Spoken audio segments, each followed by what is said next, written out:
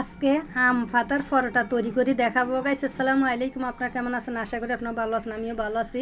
আমি কুলসুম রান্নাঘরের থেকে কুলসুম বলতেছি। তো আপনারা দেখুন, এখানে কতগুলি আম পাতা নিয়ে নিলাম গাছের থেকে পেরে। তো সুন্দর করে ভালো করে আমি পরিষ্কার করি ধুয়ে তারপরে এখন একটা সিসার দিয়ে ছোট ছোট সাইজ করে কেটে নিব। কেটে তারপরে আমি ব্লেন্ডার করে নিব। ব্লেন্ডার করা যখন হয়ে যাবে মেইন করি, তখন একটা চাকনির সাহায্যে সেঁকে নিব। তো সেকে এখানে আমি রসগুলো আমি বের করে নিব। আমার এখানে রসের দরকার, তো এখানে আমি এই রসগুলো দিয়ে আজকে পরোটা তৈরি করব গাইস।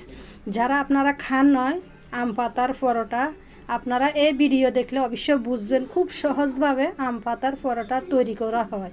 তো আপনারা ঘরের পুরো ফ্যামিলি নিয়ে এরকমভাবে আনন্দ করে চাইলে খেতে পারেন। তো আজকে তো আমি আম পাতার পরোটা তৈরি করছি গাছ, যদি বিশ্বাস করেন একদম তুলতুলে নরম, খেতে কিন্তু অনেক সুস্বাদু, অনেক মজা। আম পাতার খুব একটা ফ্লেভার আসবে, খুব ঘ্রাণ আসবে, খেতে অনেক মজা লাগবে, অনেক ভালো লাগবে। তো যারা আমার ভাই বন্ধু যারা আছেন, আমাকে সাপোর্ট দিতেছেন, ভালোবাসা দিতেছেন, আপনাদেরকে অসংখ্য ধন্যবাদ জানাইতেছি। আর আমার নতুন ভাই বন্ধু যারা আছেন, আমার ভিডিওগুলি দেখতেছেন, এখন আমার চ্যানেল সাবস্ক্রাইব করেন না, কুলসুম রান্নাঘর, আপনারা আমার চ্যানেল সাবস্ক্রাইব করে দিয়ে আমার পাশে থাকবেন, সাপোর্ট করবেন। ইনশাআল্লাহ আমি আপনাদেরকে সাপোর্ট করব, ভালোবাসা দিব, আপনাদের চ্যানেল সাবস্ক্রাইব করব।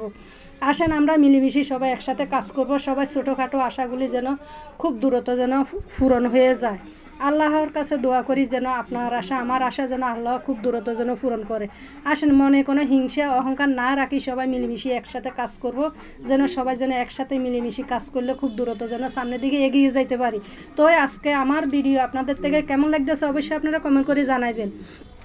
ভিডিও একটু হলেও যদি আপনাদের থেকে যদি ভালো লাগে আম পাতার পরোটা, আপনারা আমার ভিডিও আপনারা শেয়ার করে দিবেন, যেন আপনার টাইম লাইনে যেন থাকলে আপনার পরবর্তী যেন দেখতে পারেন, পরবর্তী ভিডিও যেন আপনার টাইম লাইনে চলে যেতে পারে, আপনি দেখতে পারেন, সবার সাথে আপনারা এই ভিডিও শেয়ার করতে পারেন।